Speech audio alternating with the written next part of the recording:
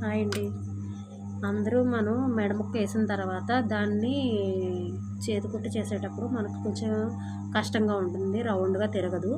అది రావాలి అంటే ఇలా కుట్టు వేసుకున్న తర్వాత దానిపైన ఆ కుట్టు వచ్చే వరకు ఇలా ఫోల్డ్ చేయాలి, ఆపోజిట్లో ఉండేలా దానిపైన వేయాలి. ఈ వార వేయాలి కుట్టు, మనం జాయింట్ చేసే వార కుట్టు వేయాలన్నమాట. అలా కుట్టు వేసుకుంటే మనకి హెమ్మింగ్ చేసేటప్పుడు, అదే చేతి కుట్టు వేసేటప్పుడు మనకి నీట్గా వస్తుంది అన్నమాట. ఫినిషింగ్ బాగా తేలుతుంది, నెక్ రౌండ్ కూడా బాగా తేలుతుంది అన్నమాట. రెండు వైపులా కూడా అలాగే చేసుకోవాలి.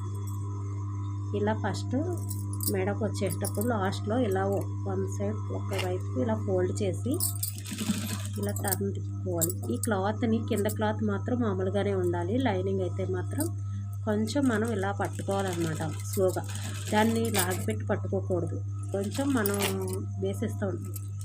ఇలా కొంచెం టర్నింగ్ తిరగడానికి మనం అనుకువగా ఉండేలా పెట్టుకోవాలి. దాన్ని కట్ చేసుకొని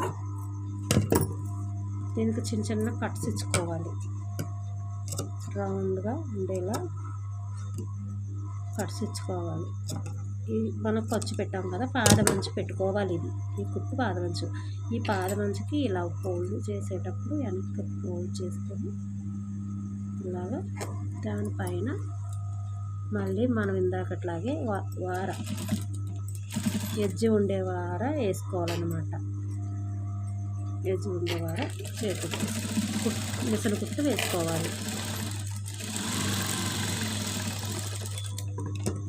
ఇలా ట్రై చేసి చూడండి, మీకు చేతి కుట్టు చాలా నీట్గా వస్తుంది. ఇది బాగా తిరిగిద్ది అనమాట. అలా టర్నింగ్ ఎప్పుడైతే మనం ఈ వార ఎప్పుడైతే కుట్టేసామో దానికి ఇలా నీట్గా చేతి కుట్టు టక్కున తేలుతుంది. ఓకేనా ఫ్రెండ్స్? నచ్చితే లైక్ చేయండి, షేర్ చేయండి.